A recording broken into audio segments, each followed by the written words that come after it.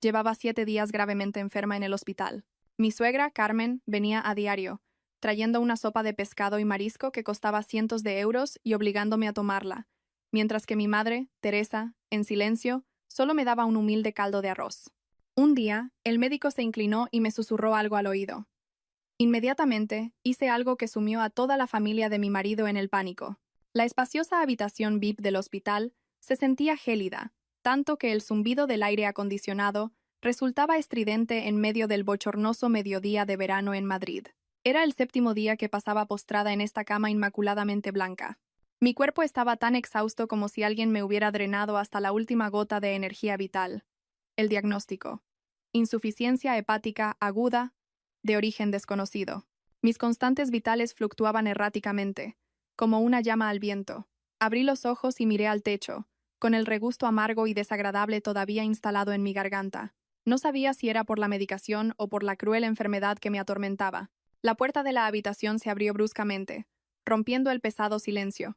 Mi suegra, Carmen, entró con su habitual aire ajetreado, llevando en la mano un termo de porcelana con un diseño exquisito, envuelto en un pañuelo de seda rojo. El penetrante olor de su caro perfume me invadió, mareándome un poco. Dejó el termo con fuerza sobre la mesa. El sonido de la porcelana contra el cristal fue agudo y chirriante. Carmen arrastró una silla hasta el borde de mi cama, y su voz potente resonó en toda la estancia. Elena, hija, despierta, vamos. Acabo de preparar esta sopa de pescado de roca y marisco de la ría. Es lo mejor que se puede encontrar en Galicia. Le he puesto un poco de azafrán para darle color y fuerza. Aún está caliente. Tienes que tomarlo ahora mismo para recuperar fuerzas. No puedes seguir así, tumbada todo el día. ¿Cuándo vas a volver para encargarte de la contabilidad de la empresa de Javier?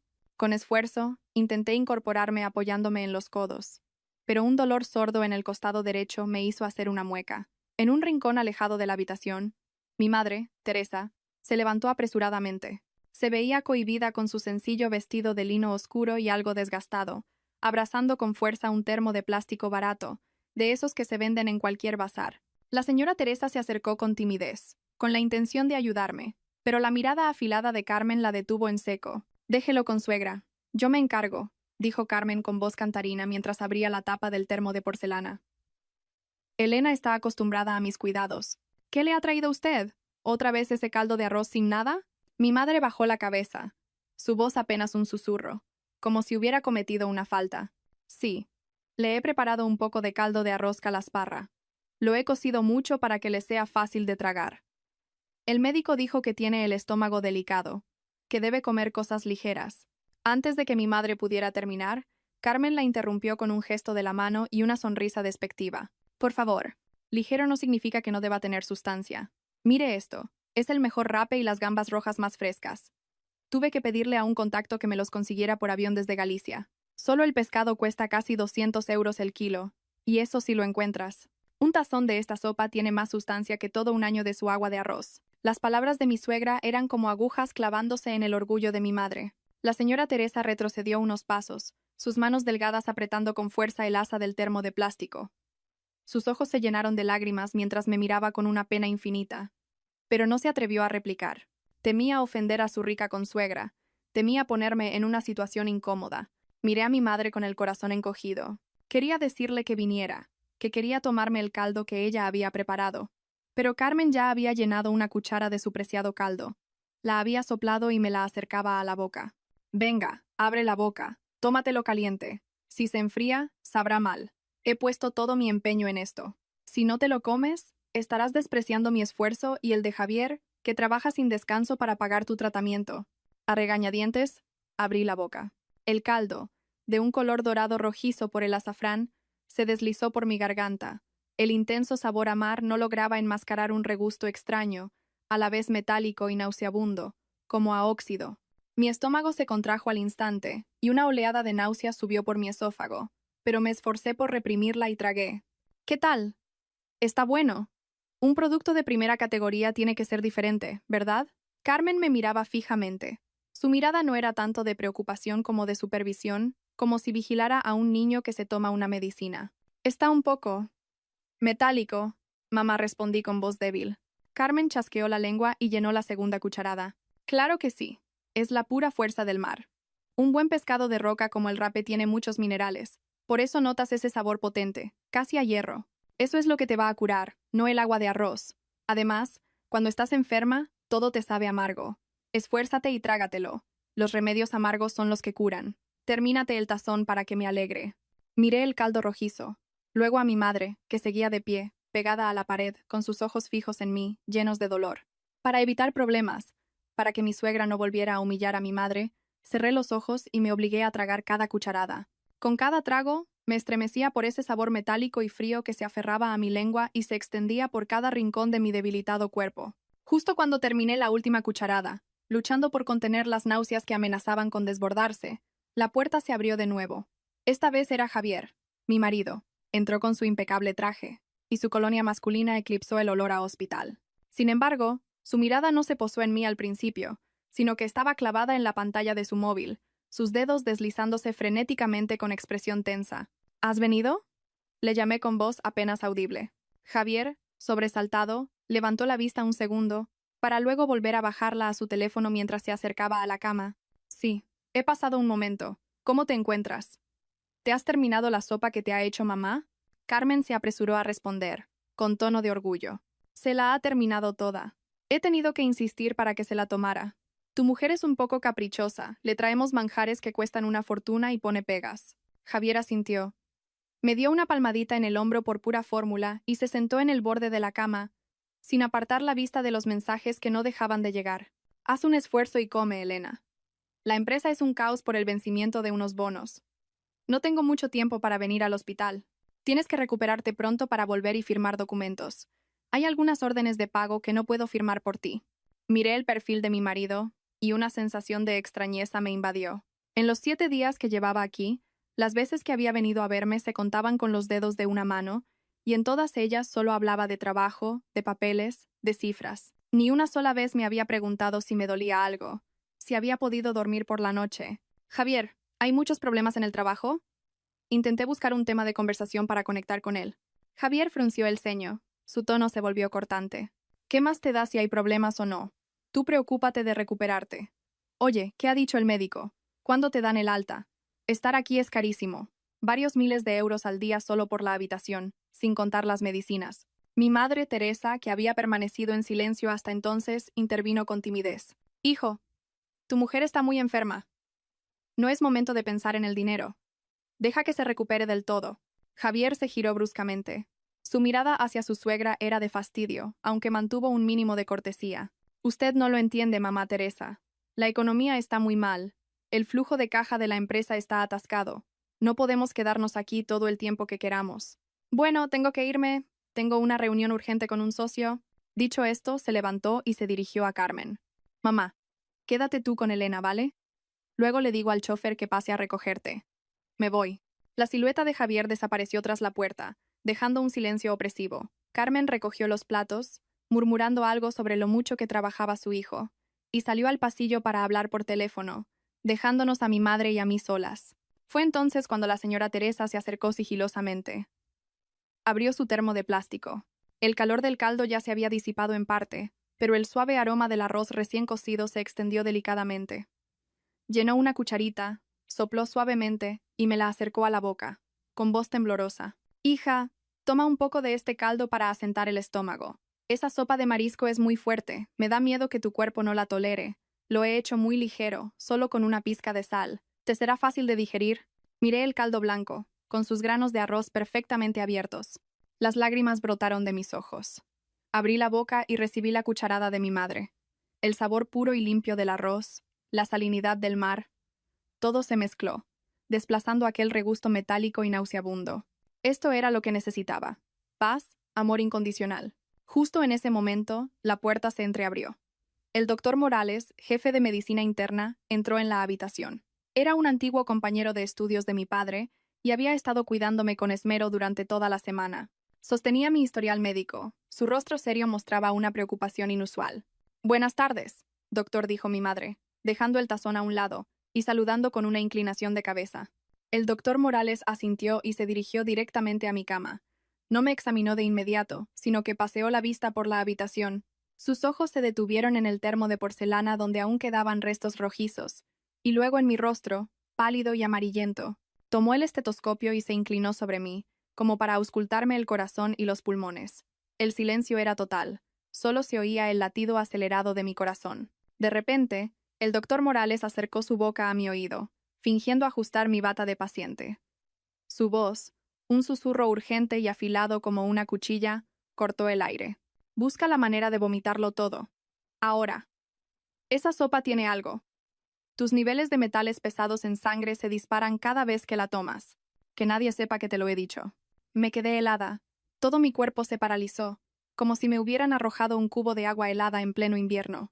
El doctor Morales se incorporó. Su rostro recuperó la expresión profesional y serena, como si nada hubiera pasado. Anotó algo en mi historial, dio un par de instrucciones a una enfermera sobre el seguimiento de mi presión arterial y salió de la habitación, dejándome a la deriva en medio del tsunami que acababa de desatarse en mi mente. La espalda del doctor Morales acababa de desaparecer por la puerta, dejándome en un vacío desolador y lleno de miedo. Su susurro fue como una gota de tinta negra en un vaso de agua clara, expandiéndose rápidamente y tiñendo toda mi mente. Miré fijamente el tazón de sopa a medio terminar sobre la mesa. Aquel líquido espeso y rojizo ya no era un remedio, sino que se había revelado como un veneno azucarado. Las náuseas ya no eran una sensación vaga.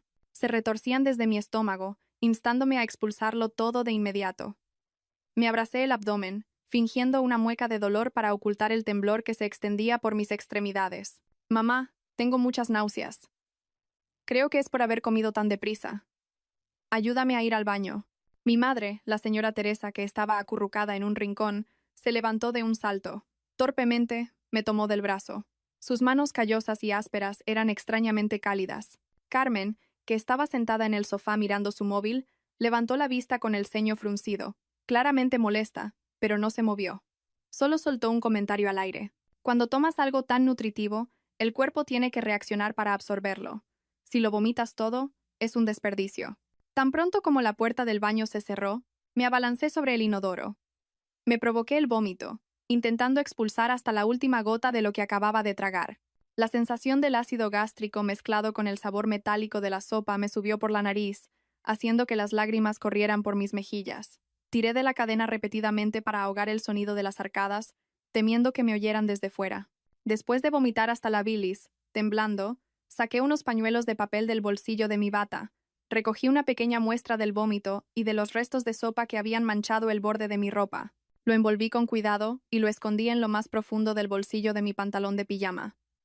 Me lavé la cara con agua fría y miré mi rostro pálido en el espejo. Mis ojos, hundidos y oscuros, reflejaban un pánico absoluto. Me dije a mí misma que tenía que mantener la calma. No podía dejar ver ninguna fisura. Al salir vi que Javier había vuelto a la habitación. Estaba hablando en voz baja con su madre, con una expresión bastante tensa, pero en cuanto me vieron, ambos se callaron de golpe. Me apoyé en mi madre y caminé lentamente hacia la cama, forzando una sonrisa débil. Ya me siento mejor. Creo que mi estómago no está acostumbrado a algo tan fuerte. La próxima vez comeré más despacio. Al oír esto, el rostro de Carmen se relajó un poco. Se levantó para servirme un vaso de agua tibia, su voz recuperando la dulzura artificial de siempre. Eso está mejor. Ya te lo dije. Estos percebes de la Costa da Morte son muy exclusivos. La gente se pelea por conseguirlos. Si tomas este caldo durante unos días, recuperarás el color enseguida. Y así podrás volver a ayudar a Javier con la empresa, que últimamente ha adelgazado mucho de tanto preocuparse por ti. Tomé el vaso y bebí un sorbo para calmar mi garganta irritada. Miré a Javier. Seguía con su expresión sombría, evitando mi mirada. Respiré hondo y decidí lanzar una sonda, una apuesta para confirmar la terrible sospecha que albergaba en mi corazón. Dejé el vaso y dije con voz suave pero clara, articulando cada palabra. Javier, mamá, ya me encuentro menos cansada. ¿Y si mañana le pedimos al médico el alta voluntaria para seguir el tratamiento en casa? Estar aquí en la suite VIP es muy caro, son miles de euros cada día, y me duele el corazón pensarlo. En casa, con los cuidados de mi madre y una dieta sencilla, seguro que me recupero rápido. El ambiente en la habitación se congeló de repente. Al oír esto, los ojos de mi madre se iluminaron con una chispa de esperanza. Asintió levemente, dispuesta a apoyar la idea de su hija, pero antes de que pudiera decir nada, Javier reaccionó de una forma tan violenta que me sobresaltó. Él, que estaba apoyado en la pared, se irguió de un salto. Su voz se elevó, estridente y furiosa. «Estás loca. ¿A qué viene eso de querer irte a casa? Aquí tienes médicos y enfermeras vigilándote 24 horas, y aún así, mira cómo estás. Si te vas a casa y te pasa algo, ¿quién se hace responsable? Intenté mantener una expresión inocente, parpadeando mientras miraba a mi marido. Pero si ya me encuentro mejor. Además, la empresa está pasando por un mal momento. Cada euro que ahorremos es bueno. Puedo tomar la medicación en casa sin problema. Carmen también intervino, pero su actitud fue aún más vehemente. Agitó las manos como si yo hubiera propuesto un crimen atroz. No, de ninguna manera. ¿El doctor? Morales ha dicho que hay que vigilarte de cerca. Te quedas aquí y punto. Del dinero nos encargamos tu madre y yo. En esta familia no falta dinero como para hacer sufrir a mi nuera. Javier se acercó a la cama a grandes zancadas, con el rostro enrojecido y la respiración agitada por la excitación. Me miró fijamente, y en sus ojos no había la preocupación de un marido que teme por la salud de su esposa, sino el pánico de un comerciante que teme perder una mercancía valiosa. Se le escapó, hablando entre dientes. Tienes que quedarte aquí, al menos hasta cumplir los 30 días. Si sales de este hospital antes de ese plazo y te pasa algo, el seguro no pagará. Se dio cuenta de su desliz y se interrumpió. Quiero decir, que el médico no se hará responsable. La mención de los 30 días y la palabra seguro, dichas sin pensar, hicieron que Javier se detuviera. Se dio cuenta de que había hablado de más. Se giró rápidamente y tosió para disimular. Carmen también se sobresaltó por un instante y rápidamente lo encubrió regañándome. Eso es. Lo que tu marido quiere decir es que el seguro médico tiene sus protocolos, y si los interrumpimos, perdemos nuestros derechos. Venga, venga, descansa y no pienses más en tonterías. Me quedé quieta, aferrándome con fuerza a la sábana blanca. Sentí como si alguien me estuviera estrujando el corazón, un dolor tan intenso que me costaba respirar. 30 días. No era el tiempo necesario para curarme, era un periodo de espera. El tiempo de espera para que una póliza de seguro de vida entrara en vigor, o algún otro plazo relacionado con mi vida. No querían que viviera, pero tampoco querían que muriera de inmediato. Necesitaban que muriera según el protocolo. Esa tarde, solo mi madre se quedó, limpiándome el cuerpo pacientemente con una toalla húmeda y tibia. Mientras lo hacía, se secaba las lágrimas a escondidas. Sus suaves suspiros eran como sal en mi herida. Sabía que no podía quedarme de brazos cruzados esperando la muerte, pero tampoco podía luchar sola en esta jaula invisible. Le pedí a mi madre el teléfono y marqué el número de Laura. Laura es mi mejor amiga desde la universidad, y ahora es jefa de laboratorio en un importante centro de análisis de alimentos. Teníamos un código secreto. Si la llamaba y le decía, «Tía, me muero de ganas de un batido de frutas», significaba que era algo urgente y que no podía hablar por teléfono. Menos de una hora después, Laura apareció, cargada de bolsas, entrando en la habitación como un torbellino. Sacó varios batidos y fingió regañarme. «Mira que eres tú, enferma y con antojos de estas cosas. Te los he traído, pero bebe poco, que si no el médico te echa la bronca». Aprovechando que mi madre salió al pasillo a por agua caliente, tiré de Laura hacia mí y le hice un gesto para que guardara silencio. Señalé una esquina del techo, donde un pequeño punto negro parpadeaba con una luz roja. La cámara que Javier había hecho instalar esa misma tarde con la excusa de la seguridad, por si entraban ladrones en la suite VIP, quería vigilarme 24/7. Me acerqué al oído de Laura y susurré rápidamente, intentando que mi pelo largo ocultara el movimiento de mis labios. «Me están envenenando. En el bolsillo de mi pantalón tengo un pañuelo de papel con una muestra de vómito y restos de la sopa. Cógela y llévatela a analizar. Urgentemente. No preguntes nada. Actúa con naturalidad». Laura se quedó paralizada, con los ojos abiertos de par en par por el horror, pero reaccionó increíblemente rápido. Soltó una carcajada y me dio unas palmaditas en el hombro. «Madre mía, ¿tanto misterio para qué? ¿Para contarme un cotilleo de tu marido?» Mientras hablaba, Laura colocó hábilmente su enorme bolso sobre la cama, bloqueando la vista de la cámara. Al amparo del bolso, mi mano se movió a la velocidad del rayo, saqué del bolsillo el pañuelo envuelto en una pequeña bolsa de plástico y se lo puse en la mano. Ella lo agarró con fuerza y lo guardó con indiferencia en un compartimento secreto con cremallera de su bolso. «Bueno, me voy que se me hace tarde. Mañana vuelvo y seguimos con el chismorreo. Y tú, cuídate, que estás más verde que una lechuga». Laura se levantó, me guiñó un ojo lleno de significado, se despidió de mi madre y se fue. Con la prueba en sus manos, sentí un ligero alivio, pero el miedo seguía ahí, frío y punzante. Esa noche, Javier no vino al hospital.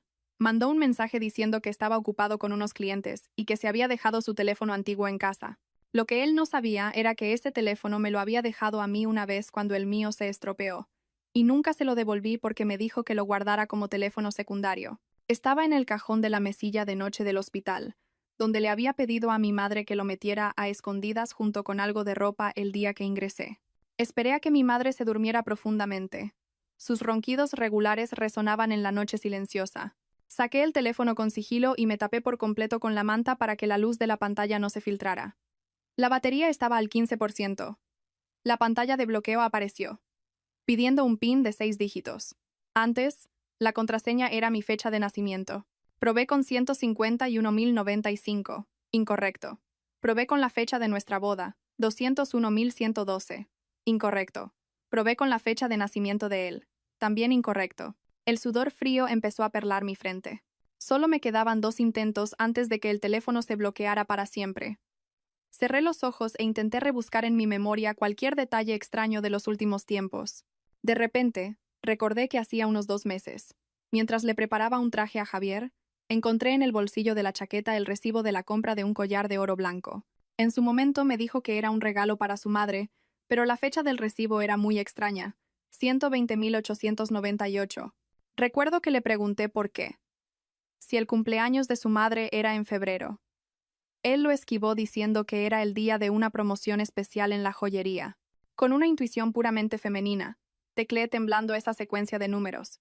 120.898. La pantalla se iluminó, el icono del candado se abrió, y la interfaz del teléfono apareció ante mis ojos, cruda y fría. Resultó que la contraseña del móvil de mi marido era la fecha de nacimiento de otra mujer. No sabía si reír o llorar, solo sentía mi corazón latir desbocado en mi pecho, doliendo como si alguien lo estuviera golpeando con un mazo. Respiré hondo, intentando que mis dedos no temblaran al tocar la fría pantalla táctil. Lo primero que hice no fue revisar los mensajes ni las llamadas, sino abrir la aplicación de correo electrónico. Javier era muy meticuloso. Solía borrar todos los mensajes de WhatsApp después de leerlos, pero rara vez limpiaba su correo del trabajo por miedo a perder datos importantes. La bandeja de entrada estaba llena de correos, spam, publicidad e informes de trabajo.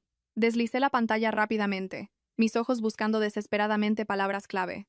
Seguro, banco, contrato. Y entonces, el asunto de un correo marcado como importante me golpeó. Confirmación de póliza de seguro de vida, cliente VIP. Tomador, Javier García. Asegurada, Elena Martín. La fecha de envío era de hacía exactamente un mes, coincidiendo con el momento en que Javier empezó a mostrar un interés repentino por mi salud, comprando todo tipo de suplementos y obligándome a tomarlos. Temblorosa, abrí el archivo adjunto. Apareció un contrato electrónico de decenas de páginas. Fui directamente a la sección de coberturas y beneficiarios. La cifra de 2.000 de euros se dibujó nítidamente, bailando ante mis ojos como una burla. 2 millones de euros por mi vida. El tipo de seguro estaba clasificado como seguro para personal clave, utilizado normalmente por empresas para directivos o empleados esenciales como garantía para préstamos. Pero, irónicamente, yo solo era una contable normal. El título de directora financiera que Javier me había otorgado en los documentos era solo una fachada para legalizar la solicitud. El único beneficiario, Javier García. Y la cláusula de exclusión, en negrita al final. La aseguradora no pagaría si el asegurado fallecía por suicidio en los primeros 24 meses. Sin embargo, las muertes por patologías no diagnosticadas o accidentes fortuitos tras un periodo de carencia de 30 días serían cubiertas al 100%. 30 días. De nuevo, esa cifra fatídica. Miré el calendario del teléfono. Hoy era el día 28 desde que el contrato entró en vigor. Solo quedaban 2 días. 2 días para que terminara el periodo de espera.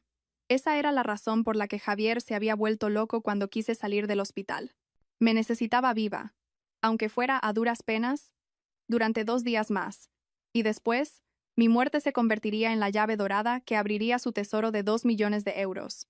Pero, ¿por qué 2 millones? Javier no era tan avaricioso como para matar a su esposa solo por dinero, a menos que hubiera una presión mucho más terrible detrás. Salí del correo del seguro y seguí buscando.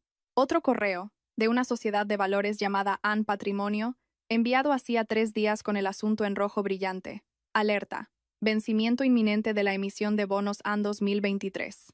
Se requiere liquidación urgente. Lo abrí y un sudor frío me empapó la espalda. La inmobiliaria fantasma de Javier Había emitido bonos por valor de 5 millones de euros hacía 2 años, con un interés desorbitado, para captar capital, y la fecha de vencimiento para devolver el principal y los intereses era dentro de 20 días. En el correo, la sociedad de valores advertía en tono severo: si para el día 15 del próximo mes su empresa no liquida los 5 millones de euros de principal más intereses, iniciaremos acciones penales por estafa y solicitaremos el embargo de todos los bienes de la sociedad. Dejé caer el teléfono sobre el colchón, aturdida. Todo encajaba. La empresa de Javier estaba en la ruina. El flujo de caja se había roto, las deudas se acumulaban. Se enfrentaba a la cárcel por estafa, y la única forma de evitar la prisión y salvar su ostentoso puesto de director era mi vida.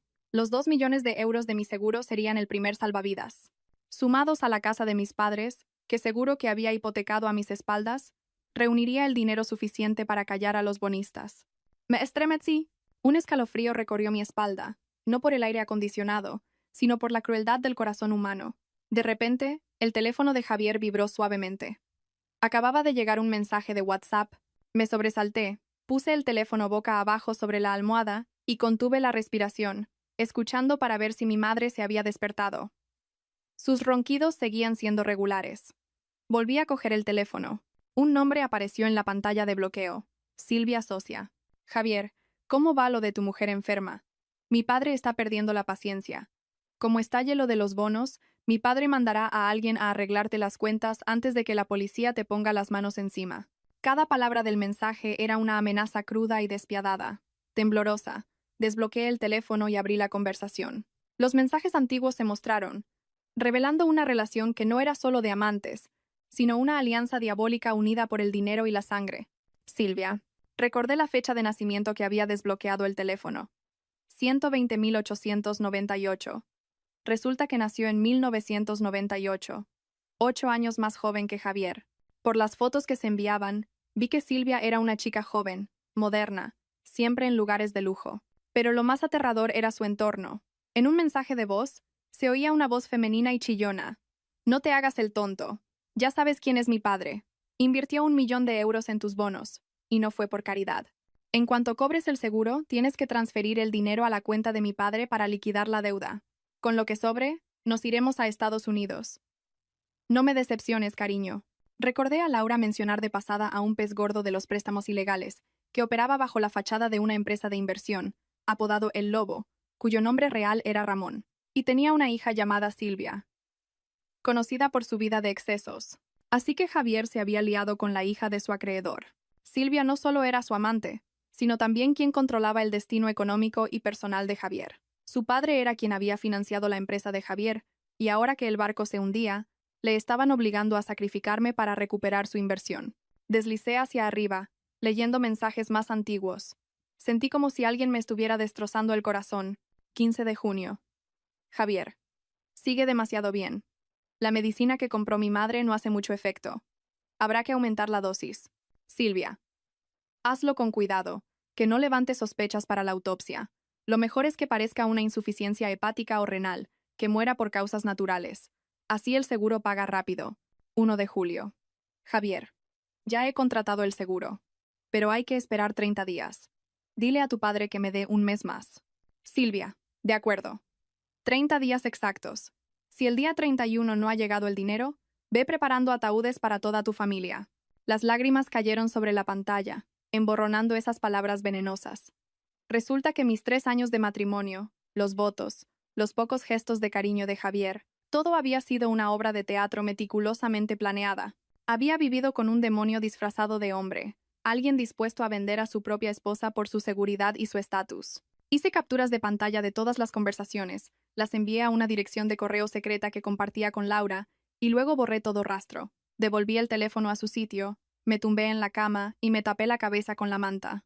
En la oscuridad, me mordí el labio con fuerza para no romper a llorar. Tras una noche en vela, repasando los escalofriantes mensajes del teléfono de mi marido, permanecí inmóvil, como un cadáver sin alma. La luz del amanecer se filtraba por las cortinas, iluminando mi rostro demacrado, pero era incapaz de calentar un corazón que se había congelado. Mi madre seguía allí, sentada, pelando meticulosamente una manzana, secándose las lágrimas a escondidas de vez en cuando. Ella no sabía que su hija no solo luchaba contra una enfermedad, sino que se debatía por sobrevivir ante la guadaña que blandían sus seres más cercanos.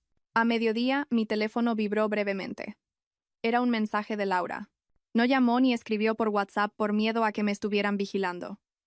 En su lugar, envió un correo electrónico camuflado con el asunto. Documento de referencia. Menú nutricional. Miré la cámara del techo. Me cubrí la cabeza con la manta como si estuviera echando una siesta, y abrí el correo. El archivo adjunto estaba protegido con mi fecha de nacimiento como contraseña. Cuando el PDF se abrió, la frase en rojo brillante en la sección de conclusiones hizo que mi corazón se detuviera, y la sangre se helara en mis venas. Muestra de producto, sopa de pescado y marisco, y muestra de vómito. Se detecta una concentración de arsénico y mercurio que supera en 400 veces el límite permitido. Además, se encuentran trazas de haloperidol, un potente fármaco antipsicótico que provoca depresión del sistema nervioso central. El teléfono se me resbaló de las manos y cayó suavemente sobre el colchón, pero el estruendo en mi mente fue como el de un cataclismo. Arsénico. Un veneno antiguo que solo había visto en películas de época. Ahora estaba en el nutritivo caldo de nido de golondrina de mi suegra. Resulta que ese sabor metálico y nauseabundo que Carmen atribuía a la autenticidad del nido salvaje era en realidad la tapadera perfecta para el sabor del veneno. Laura había añadido una nota al final. Tía, ese fármaco, el haloperidol. Si una persona sana lo toma durante un tiempo prolongado, puede causar letargo, depresión e incluso paranoia. Si mueres, sería fácil concluir que fue por una insuficiencia hepática derivada de una depresión, o peor aún, podrían pensar que te suicidaste. Esto es un asesinato premeditado, no una intoxicación accidental. Me mordí el labio hasta hacerlo sangrar para no gritar. Así que los dolores de cabeza, los recientes lapsus de memoria, no eran por el estrés del trabajo. Me estaban envenenando desde antes de ingresar en el hospital. Aquel caldo rojo como la sangre era el arma que usaban para drenar mi vida, día a día, poco a poco. Miré a mi madre. Se había quedado dormida en la silla, con aspecto agotado. Si yo moría, ¿qué sería de ella? ¿Cuánto sufriría al saber que la familia de su marido había asesinado a su hija? Ese pensamiento fue como un electroshock que me sacó de la desesperación. No podía morir. Tenía que vivir para hacerles pagar por cada gota de sangre y cada lágrima que mi madre y yo habíamos derramado. Borré el correo, apagué el teléfono y me tumbé boca arriba, mirando al techo. Las lágrimas corrían hacia atrás, calientes y saladas. A la mañana siguiente, Carmen llegó al hospital con una alegría extraña. Le susurró a Javier que había hablado con una curandera muy famosa del pueblo que le había dicho que hoy era un día clave. Tenían que ir a casa a encender unas velas especiales y rezar para ahuyentar el mal de ojo. Javier obedeció a su madre sin rechistar. Probablemente también quería aprovechar para descansar y quizás para verse con su amante Silvia. Cariño, mamá y yo vamos a casa un momento a encender unas velas. Volveremos por la tarde. Tú descansa, ¿vale?, dijo Javier, ajustándose la corbata y sin olvidar lanzar una mirada a la cámara de vigilancia antes de irse. En cuanto desaparecieron por el pasillo, llamé a Laura. Ya estaba esperando en el aparcamiento del hospital. Le dije a mi madre que me apetecía un cocido del restaurante de al lado de casa, que quería escaparme una hora para tomar el aire, y le pedí que vigilara por si venía alguna enfermera. Mi madre se preocupó, pero ante mi insistencia y viéndome tan agobiada, aceptó. Prometió mentir si el médico preguntaba. Me puse una gabardina ancha, una mascarilla que me cubría casi toda la cara, y salí sigilosamente por la puerta de servicio del hospital para subir al coche de Laura. El coche se abrió paso a toda velocidad por las concurridas calles de Madrid.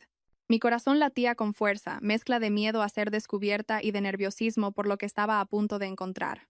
Llegamos a nuestro piso. El apartamento estaba extrañamente silencioso. Apenas había pasado una semana, pero sentía como si llevara un siglo abandonado. El olor a incienso aún flotaba en el aire, pero no podía ocultar el frío de la traición. Corrí al despacho de Javier. Normalmente, siempre lo mantenía cerrado con llave, prohibiéndome entrar a limpiar con la excusa de que había documentos confidenciales de la empresa. Usé la copia de la llave que había hecho en secreto hacía tiempo, pero que nunca había utilizado. La puerta se abrió. Revolví los cajones del escritorio, pero no encontré nada importante más allá de contratos menores. El sudor me corría por la espalda. ¿Me habría equivocado? Mi mirada se posó en la estantería donde había una maqueta de un barco de vela. Recordé haber visto a Javier esconder algo detrás de ella una vez. Me puse de puntillas y palpé la parte trasera. Mis dedos tocaron un pequeño resorte y un compartimento secreto se abrió. Dentro había una carpeta azul junto a una escritura de propiedad. La abrí temblando. Lo primero que vi fue un testamento. Debajo mi firma, Elena Martín, torpemente falsificada, pero lo suficiente para engañar a un ojo no experto. El testamento estipulaba que, en caso de mi fallecimiento, todos mis bienes privativos y mi parte de los bienes gananciales pasarían a ser propiedad de mi marido, Javier García. Pero lo que me derrumbó por completo fue el segundo documento, un contrato de hipoteca. No era sobre nuestro piso, sino la escritura de la casa de mis padres en el pueblo. El poder notarial que Javier me había convencido para firmar hacía 6 meses, con la excusa de gestionar unas obras para mis padres, lo había utilizado para obtener plenos poderes y usar la casa como aval para un préstamo de 300.000 euros para su empresa. Me deslicé por la pared hasta el suelo, agarrándome el pecho. No solo quería mi vida, quería quedarse hasta con el último refugio de mis padres. 300.000 euros. Si yo moría y su empresa quebraba, el banco desahuciaría a mis ancianos padres. La crueldad de Javier superaba todos los límites de lo humano. Fotografié rápidamente todas las pruebas y lo devolví todo a su sitio. El sonido de la cerradura electrónica indicando que alguien estaba introduciendo el código en la puerta principal me hizo dar un respingo. Había vuelto antes de lo previsto. Salí del apartamento por la escalera de incendios, con el corazón a punto de estallar. Laura me esperaba en la puerta trasera del edificio, con el rostro pálido al verme temblar mientras entraba en el coche. Volvimos al hospital a toda velocidad, antes de que Javier pudiera darse cuenta de mi ausencia. Nada más llegar a la habitación, me quité el disfraz, me metí en la cama y respiré con dificultad, con la bata empapada en sudor. Parecía aún más enferma que antes. ¿Dónde has estado tanto tiempo? Estaba muy preocupada, susurró mi madre, apartándome el pelo sudoroso de la frente. Negué con la cabeza y le apreté la mano, haciéndole un gesto para que guardara silencio. En el bolso que Laura me había dado, había 3 grabadoras de audio diminutas, de las que usan los detectives. Sabía que las pruebas documentales eran importantes, pero Javier podría negarlo todo, decir que firmé sin ser consciente o voluntariamente. Necesitaba su confesión. Necesitaba oír de sus propios labios la oscura trama que él y su madre estaban tejiendo. Aprovechando el ruido de una enfermera que entró a cambiarme el vendaje, metí rápidamente una de las grabadoras en el interior de un gran oso de peluche que estaba en la cabecera de la cama, un regalo de aniversario de Javier que ahora se convertía en mis oídos. La segunda la pegué con cinta de doble cara debajo de la mesita auxiliar. La tercera la escondí en el bolsillo de mi bata, para llevarla siempre conmigo. Por la tarde, Javier y Carmen regresaron al hospital. Parecían eufóricos. Seguramente el maestro de Feng Shui les había dado buenas noticias para su plan. Comencé mi actuación. El efecto secundario del haloperidol del que Laura me había advertido era que podía causar alucinaciones. Decidí usarlo a mi favor. Me acurruqué en la cama, con los ojos muy abiertos, mirando fijamente un rincón vacío de la habitación, murmurando palabras sin sentido. Cuando Carmen se acercó para darme agua, de repente grité, señalando el espacio vacío detrás de ella. «¡No te acerques! ¿Quién es ese? Papá, ¿por qué estás detrás de mamá? Papá, dile que no me dé de comer eso. Me da mucho miedo». Carmen dio un respingo y el vaso de agua se le cayó de las manos, haciéndose añicos. Siendo muy supersticiosa, al oírme mencionar a su difunto marido, se puso pálida como la cera y retrocedió, chocando con Javier. «¿Qué dices?» «¡Qué padre!», tartamudeó, con la voz temblorosa. Continué mi actuación, con los ojos desorbitados. «Rojo, el cuenco de sopa es rojo. Papá dice que tiene metal dentro. Me duele mucho la barriga, ayudadme». Javier se abalanzó sobre mí, sujetándome los hombros con fuerza mientras gritaba. «Elena, reacciona. ¿Qué delirio es este?» Fingí desmayarme en sus brazos. La habitación se sumió en un silencio aterrador. Un momento después, oí a Carmen susurrarle a su hijo. Su voz temblorosa fue captada perfectamente por la grabadora que había debajo de la mesa. «Hijo, ¿y si se le ha metido un espíritu? ¿Cómo sabe? ¿Lo de la sopa? ¿O es que le hemos dado una dosis demasiado alta y se ha vuelto loca?» Javier respondió con brusquedad, aunque su voz también denotaba inquietud. «No digas tonterías, mamá. Es normal que el fármaco le provoque alucinaciones. Mejor si se vuelve loca. Así será más fácil conseguir un certificado de incapacidad mental. Y cuando muera, el seguro pagará más rápido al considerarlo una muerte por patología. No te asustes a ti misma».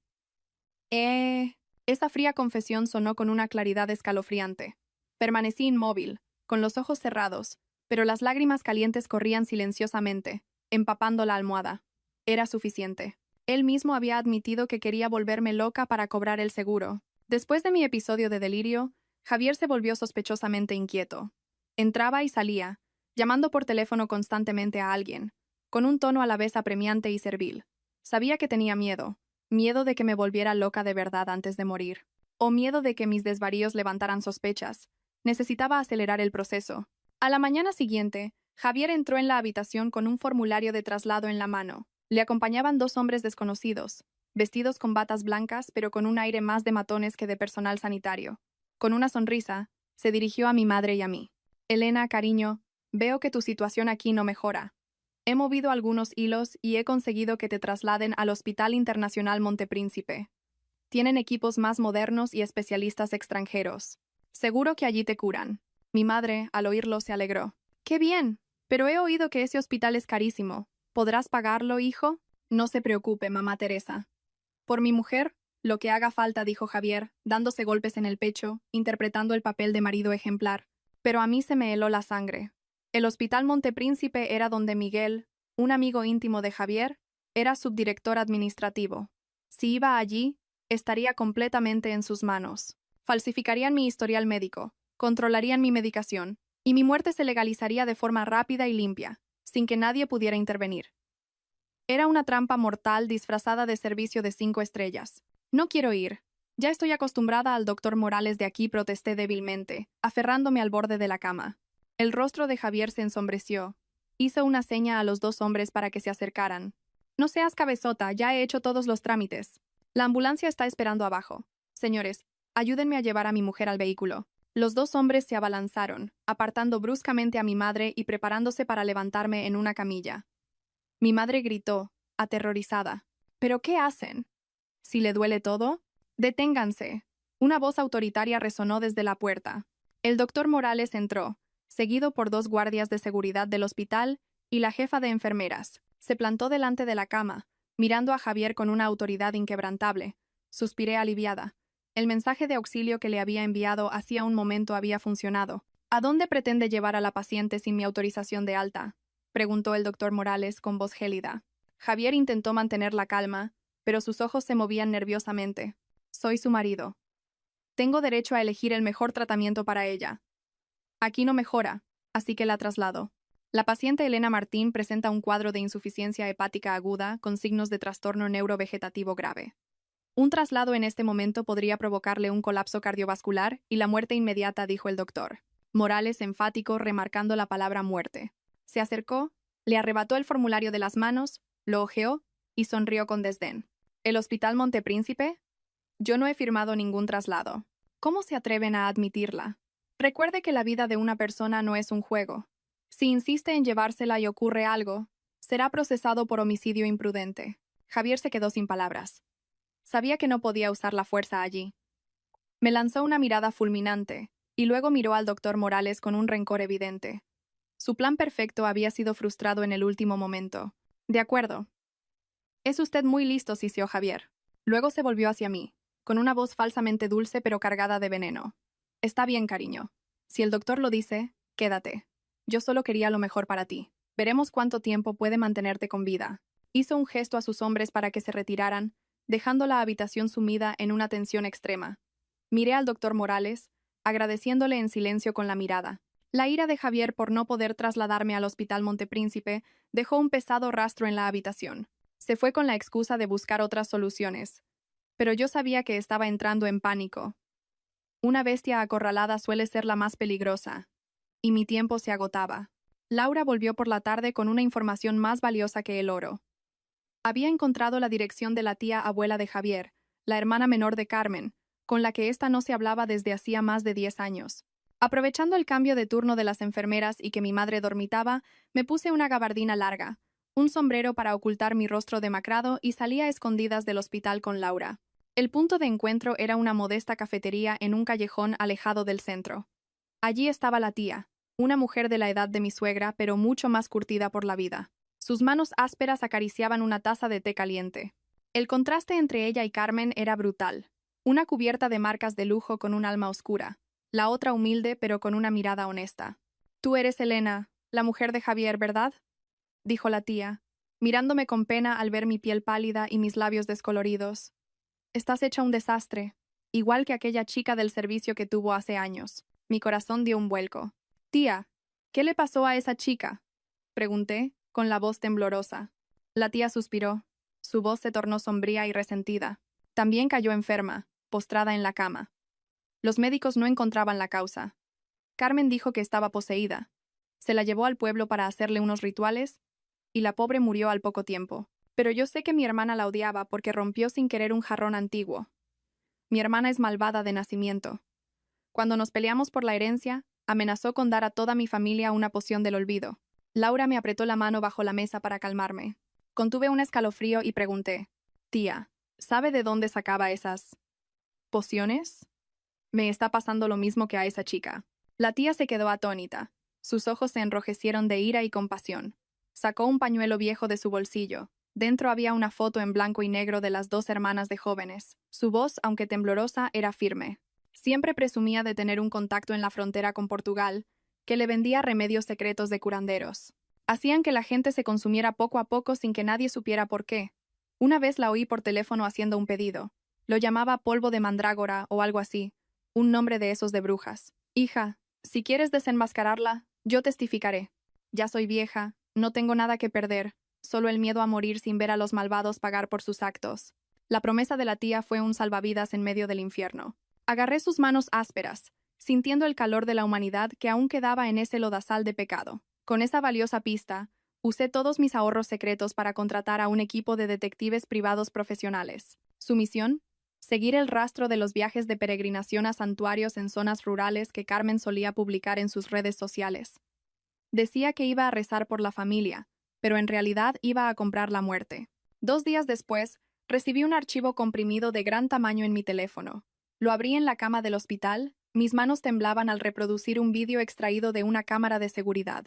La imagen era algo borrosa, grabada a distancia, pero la figura corpulenta de Carmen, su forma de caminar arrogante y su característico bolso naranja de Hermès eran inconfundibles. La escena tenía lugar en una herboristería lúgubre, en un caótico mercado fronterizo.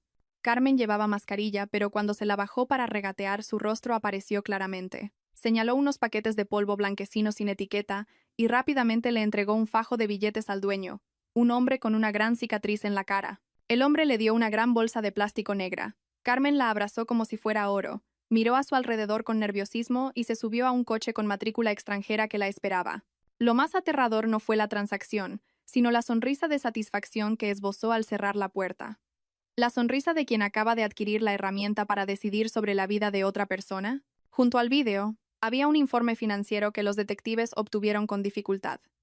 El dinero de la empresa de Javier no se destinaba a proyectos de construcción, como él proclamaba en la prensa. Una gran suma, que coincidía exactamente con lo que Carmen pagó en la herboristería más los gastos de envío y soborno, había sido transferida a una empresa fantasma llamada Agroquímicos Verdes S.L., con sede en el mismo pueblo fronterizo donde apareció Carmen. El concepto de la transferencia era simplemente anticipo. ¿Anticipo de qué? ¿De mi muerte?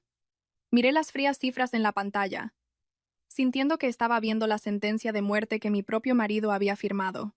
No solo eran crueles, sino que colaboraban con la precisión de una máquina de matar, impulsada por la codicia y la inhumanidad. Guardé todos los datos en un disco duro externo y lo escondí en el fondo de un bote de leche en polvo de mi madre.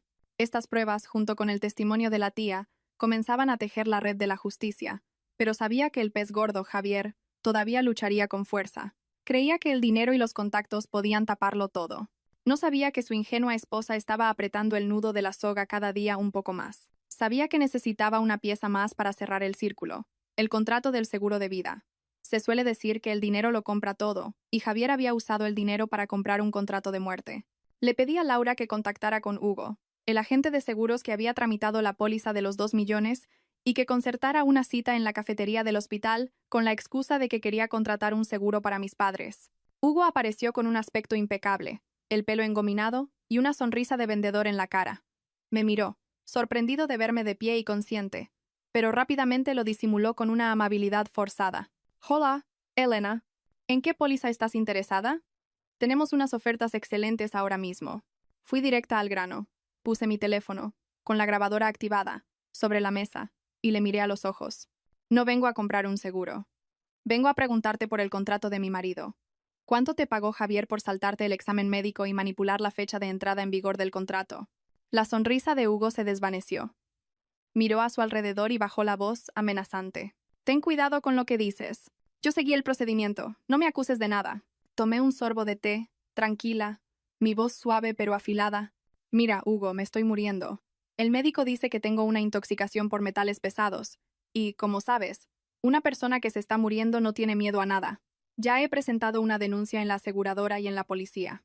Si no dices la verdad, serás cómplice de asesinato y estafa, y por eso te caerán muchos años.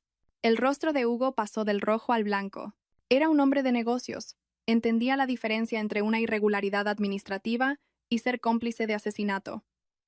El sudor le corría por las sienes. Bebió un vaso de agua de un trago y tartamudeó. Yo no sabía que quería hacerte daño. Solo me dijo que no tenías tiempo para ir al médico, que quería hacerlo rápido por un viaje de negocios. Me dio 50.000 euros para que agilizara los papeles. ¿Algo más? Insistí, sin apartar la vista de su rostro. Tragó saliva, su voz apenas un susurro. Me preguntó específicamente por la cláusula de los 30 días. Preguntó si un cliente moría justo el día 31 por una enfermedad extraña, si se pagaría la indemnización completa. Yo, por el dinero. Le aconsejé cómo falsificar el historial médico. Saqué un papel en blanco y un bolígrafo y se los deslicé. Escribe todo lo que acabas de decir. Fírmalo y pon tu huella. Si colaboras, pediré que te reduzcan la pena. Si no, espera a que la policía venga a detenerte a tu oficina. Hugo cogió el bolígrafo temblando. Sabía que estaba atrapado. Su confesión escrita era la sentencia de Javier y mi escudo protector. Al verle escribir con letra temblorosa, no sentí satisfacción, solo una amarga tristeza. A los ojos de esta gente, mi vida era solo una cifra valorada con dinero sucio. Con todas las pruebas en mi mano, desde el veneno hasta el seguro, decidí lanzar un ataque psicológico. Necesitaba que Javier y su amante se destrozaran mutuamente para revelar las grietas de su alianza diabólica. Le pedí a Laura que me maquillara un poco para parecer menos enferma, y le envié un mensaje a Javier. Cariño, me encuentro mejor. ¿Por qué no invitas a cenar al hospital a ese socio tan importante tuyo esta noche? Quiero agradecerle su ayuda a la empresa. Javier dudó al principio, pero quizás pensó que, como estaba a punto de morir, quería complacerme. O quizás quería que Silvia viera mi estado terminal para que se sintiera segura de seguir invirtiendo. Esa noche, Javier trajo a Silvia. Entró en la habitación con un vestido ceñido y un perfume Chanel tan fuerte que ahogaba el olor a desinfectante. Me miró con desdén, con la mirada de un vencedor ante un perdedor moribundo. Hola, Elena. Javier me dijo que estabas muy enferma. He estado tan ocupada que no he podido pasar antes, dijo Silvia, con una voz melosa pero una mirada gélida. Dejó una cesta de fruta de importación sobre la mesa con indiferencia. Sonreí débilmente y les invité a sentarse a la pequeña mesa, donde había dispuesto unos platos sencillos que le pedí a mi madre que comprara en un restaurante. Gracias, Silvia. Javier me ha dicho que eres el ángel de la guarda de la empresa, que le has ayudado a gestionar lo de los bonos de millones de euros. Yo, con mi enfermedad, no he podido ayudarle en nada, y me siento fatal. Javier, a su lado, estaba visiblemente tenso. Miraba el reloj constantemente, temiendo que yo dijera algo inconveniente. Pero Silvia era diferente, arrogante y confiada. Sonrió con suficiencia, se llevó un bocado a la boca y dijo mientras masticaba: «Haces bien en saberlo. Los negocios son duros hoy en día. Javier tiene que moverse mucho. Tú dedícate a recuperarte, que del dinero ya nos encargamos mi padre y yo». Fingí ingenuidad y continué.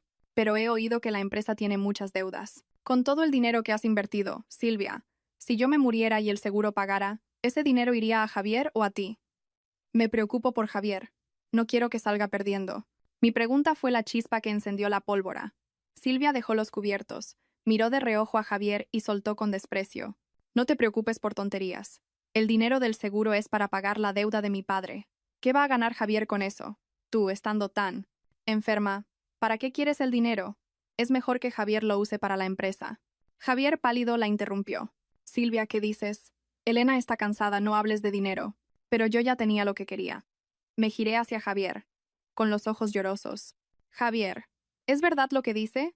¿Estás deseando que me muera para coger el dinero del seguro y pagarle a su padre? ¿Mi vida es solo una moneda de cambio para saldar tus deudas?» Silvia se rió, sin disimular. «Pues claro que sí. Mírate. Viva solo eres una carga para él. Ayuda a tu marido por última vez, para cumplir con tus deberes de esposa». El silencio se apoderó de la habitación. Javier bajó la cabeza, sin atreverse a negar ni a defenderme. Su cobarde silencio fue más doloroso que 1000 palabras hirientes. Toda la conversación, cada gesto despectivo de Silvia, cada cabezazo cómplice de Javier, fue grabado íntegramente por la cámara oculta en un jarrón de flores artificiales sobre la mesa. Tras despedir a Javier y Silvia, me quedé en la cama empapada en sudor frío, como si acabara de despertar de una larga pesadilla. Sabía que no podía esperar más. La paciencia de aquellos codiciosos se había agotado. Si pasaba una noche más en esa prisión llamada hospital, era muy probable que a la mañana siguiente me encontraran sin vida por alguna causa natural. Envié un mensaje al doctor Morales y a Laura con solo 3 palabras. Actuemos ahora. Teníamos el plan trazado. Solo esperábamos el momento adecuado.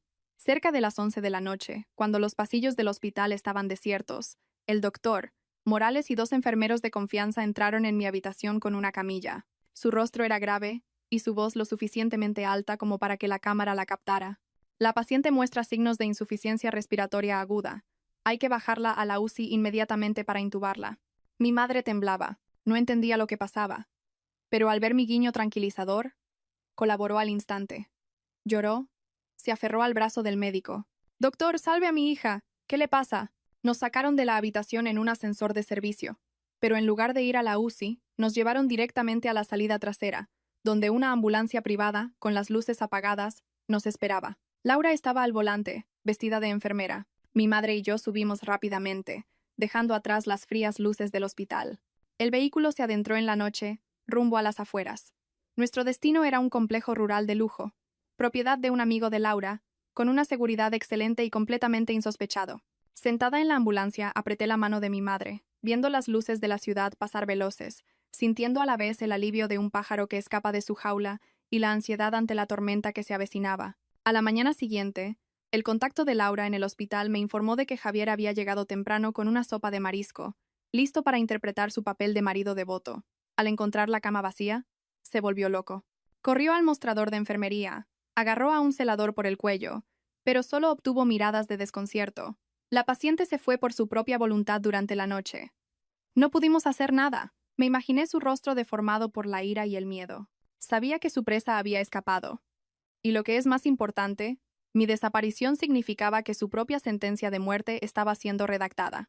El despacho del abogado, el señor Serra, estaba en lo alto de un edificio de oficinas con vistas al Manzanares, un lugar tranquilo y aislado del bullicio. El señor Serra era un conocido abogado especializado en delitos económicos, famoso por su frialdad y sus astutas estrategias legales. Puse sobre su escritorio el disco duro con todos los datos que había recopilado. «Esto es todo lo que tengo», dije, con la voz ronca pero la mirada firme. Desde los análisis toxicológicos, el vídeo de la compra del veneno, las grabaciones del soborno al agente de seguros, hasta los mensajes que incitaban al asesinato. El señor Serra se ajustó las gafas y examinó cada prueba meticulosamente. Permaneció en silencio durante mucho tiempo. Después de casi 2 horas, levantó la vista, mirándome con una mezcla de asombro y respeto. «Señora Martín, he llevado muchos casos de divorcio y disputas patrimoniales, pero el suyo es verdaderamente espeluznante. Esto no es un simple conflicto familiar. Es un caso penal de extrema gravedad con múltiples delitos». Se levantó y comenzó a analizar. Primero, el envenenamiento por parte de su suegra con la complicidad de su marido constituye un delito de asesinato en grado de tentativa, con los agravantes de premeditación y organización. Segundo, la falsificación del informe de salud para estafar al seguro es un delito de fraude. Y tercero, y más importante, esa emisión de bonos de 5 millones. Fruncí el ceño. ¿Y qué tienen que ver los bonos conmigo? El señor Serra sonrió con amargura. Mucho. Según la documentación que me ha proporcionado, la empresa de su marido captó capital de forma fraudulenta, utilizó los fondos para fines distintos a los declarados y se encuentra en situación de insolvencia. Es un delito de estafa a gran escala. El hecho de que quisiera que usted muriera para usar el dinero del seguro y pagar esa deuda es la prueba más clara de su desesperación. No solo le atacaremos por el intento de asesinato, sino que derribaremos todo su imperio financiero ficticio. ¿Ganaremos?, pregunté, aunque ya sabía la respuesta. No solo ganaremos, sino que los aplastaremos, afirmó el señor Serra con rotundidad. Redactaré una querella que presentaremos simultáneamente ante la Policía Nacional y la Comisión Nacional del Mercado de Valores. Mañana mismo solicitaremos al juzgado el embargo preventivo de todos sus bienes. Prepárese, porque cuando disparemos, la reacción del otro bando será muy violenta. Asentí y firmé la querella. Mi trazo fue firme y decidido, cortando de raíz cualquier vínculo sentimental que pudiera quedar. La noticia de la investigación sobre la inmobiliaria de Javier Se extendió como un incendio forestal. En la era de la información, un simple rumor puede destruir una empresa, y más aún, una querella con pruebas tan contundentes. Esa misma mañana, el juzgado dictó una orden de medidas cautelares, embargando todas las cuentas bancarias, propiedades y participaciones a nombre de Javier García y sus asociados. Desde el complejo rural, observé a través de las cámaras de seguridad la entrada de la empresa de Javier. Cientos de personas, los bonistas que habían creído en sus promesas de altos rendimientos, rodeaban el edificio. Llevaban pancartas con lemas como «Devuélvenos nuestro dinero» y Javier García, estafador. Vi a Javier salir al vestíbulo, intentando calmar a la multitud con un megáfono, pálido y sudoroso. Gritaba que todo era un malentendido, pero la respuesta fueron botellas de agua y objetos lanzados contra él. Una mujer llorando intentó abalanzarse sobre él. Javier retrocedió y tropezó, cayendo al suelo. Su teléfono no dejaba de sonar. Probablemente eran notificaciones del banco o llamadas del padre de Silvia. La imagen del joven y exitoso director general se había desvanecido, dejando solo a un hombre desesperado y acorralado por su propia codicia. Mientras tanto, en nuestro lujoso apartamento, Carmen vivía su propia pesadilla. Los cobradores de deudas de El Lobo habían llegado. Sin hacer ruido, arrojaron pintura roja y cubos de basura a la puerta, y empapelaron el pasillo con notas de cobro. Laura me contó que Carmen estaba tan aterrorizada que no se atrevía a salir y llamaba a la seguridad del edificio para que le subieran comida. Encendí mi teléfono principal, que había estado apagado durante días. Cientos de llamadas perdidas y mensajes de Javier y Carmen inundaron la pantalla. Finalmente, respondí a una de sus llamadas. «¿Diga?» dije, con una calma sorprendente. Al otro lado, la voz agitada de Javier. «Elena, ¿dónde estás? ¿Qué demonios estás haciendo? ¡Me estás arruinando! Retira la denuncia ahora mismo. Te lo ordeno». «¿A quién le estás ordenando?», me reí. «¿A la esposa que intentaste envenenar o a tu mayor acreedora?» Javier se quedó en silencio, y su tono cambió de la amenaza a la súplica. «Elena, por favor, te lo ruego. Fue un error, una locura. Fue Silvia, su padre me presionó. Vuelve a casa, venderemos el piso, pagaremos las deudas y empezaremos de nuevo. No me metas en la cárcel. ¿Cuidarme con un cuenco de sopa con arsénico?», repliqué. Cada palabra un clavo en su conciencia. No fue una locura, Javier. Lo tenías todo calculado. De repente, alguien le arrebató el teléfono. La voz chillona de Carmen resonó. «Maldita desagradecida. Te hemos tratado como a una reina, y ahora nos muerdes la mano. ¿Crees que puedes esconderte? Sé dónde viven tus padres. Si no retiras la denuncia, mandaré a alguien a quemarles la casa». Su descaro me estremeció, pero ya no tenía miedo. «Carmen, deberías preocuparte más por ti. La policía ya tiene el vídeo en el que compras el veneno en la frontera. Y mis padres están en un lugar seguro donde jamás los encontraréis. ¿Amenazas con quemar su casa? Inténtalo. Suma un delito más de amenazas de muerte a tu lista. Y te pudrirás en la cárcel». Al otro lado, un silencio sepulcral, seguido de un gemido ahogado. Colgué. Saqué la tarjeta SIM y la partí en dos. Sus amenazas ya no me afectaban. Solo demostraban su desesperación. Esa noche, llovía a cántaros. Desde el complejo rural, observaba la pantalla de mi tablet, conectada a la cámara del teléfono antiguo de Javier, cuya localización había dejado activada a propósito. Era una trampa. La señal se detuvo en una barriada de chabolas abandonadas en las afueras, donde había preparado una escena falsa. Poco después, una furgoneta negra llegó y se detuvo. Javier bajó, vestido con un impermeable oscuro, empuñando una barra de hierro. Con él, 3 matones. Mi corazón se encogió. No venía a buscar a su esposa para pedir perdón. Venía a silenciarme para siempre. «Está en la última chabola. Hacedlo rápido». No quiero que vuelva a respirar. La voz de Javier, captada por un micrófono oculto, sonó fría y brutal. Cerré los ojos. Cualquier atisbo de compasión que pudiera quedarme se había desvanecido. Él era el cerebro, el que quería mi muerte de la forma más despiadada. El grupo de Javier se acercó a la puerta de madera podrida. Uno de ellos la derribó de una patada y entraron en tropel. Pero dentro no había una mujer indefensa, sino el vacío. «¡Alto! ¡Policía! ¡Suelten las armas!». Potentes focos se encendieron desde todas partes, iluminando la escena. Agentes de la Policía Nacional, armados y con chalecos antibalas, salieron de sus escondites. Javier se quedó paralizado. La barra de hierro cayó de sus manos.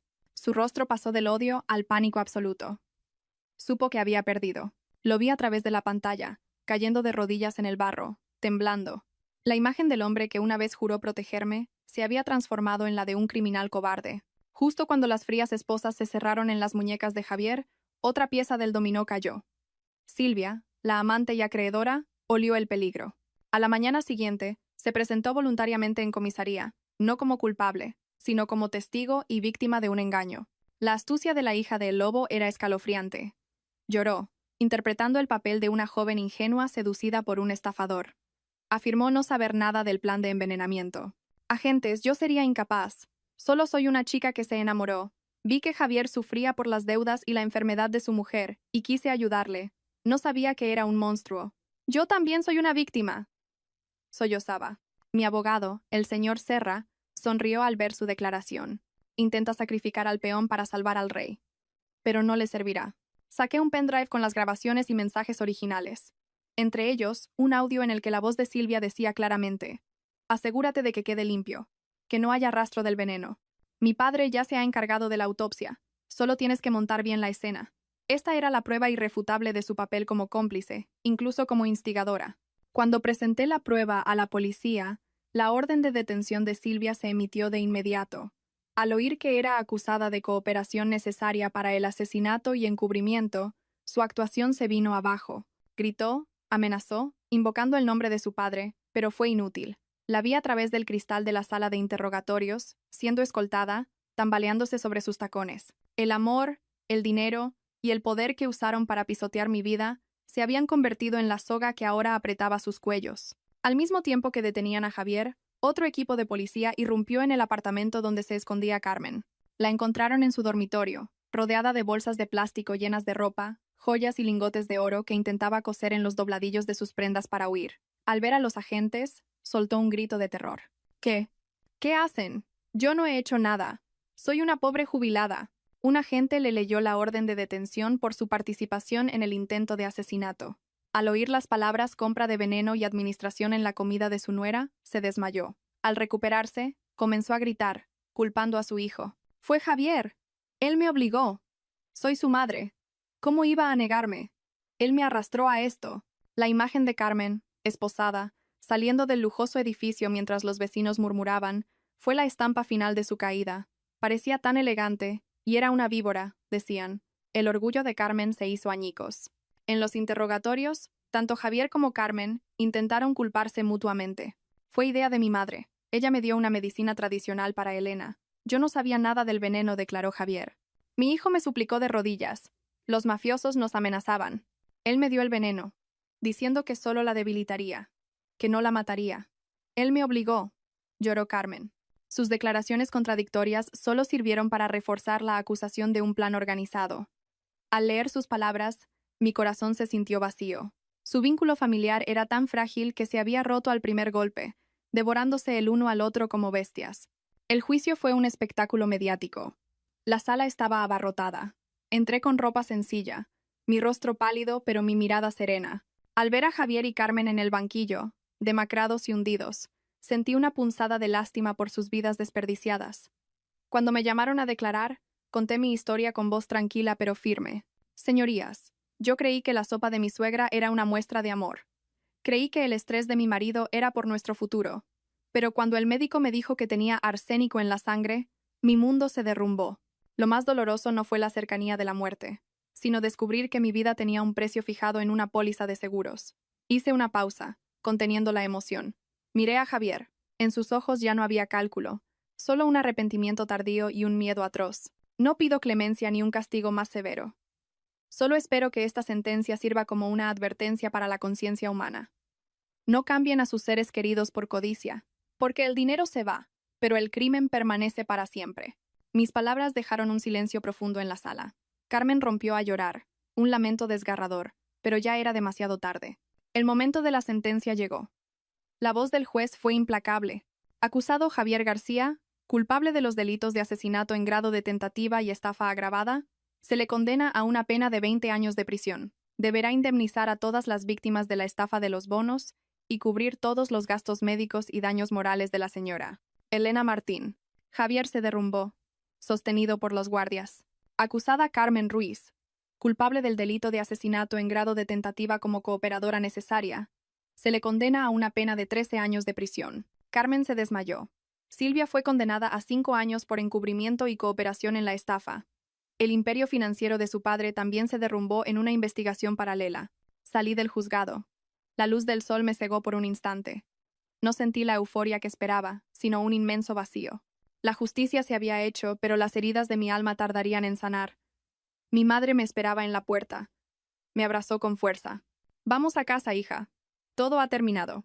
Asentí, aferrándome a su mano, dando los primeros pasos de mi nueva vida, dejando atrás el frío tribunal y los dolorosos recuerdos. Días después, la tía de Javier me llamó para que fuera al pueblo.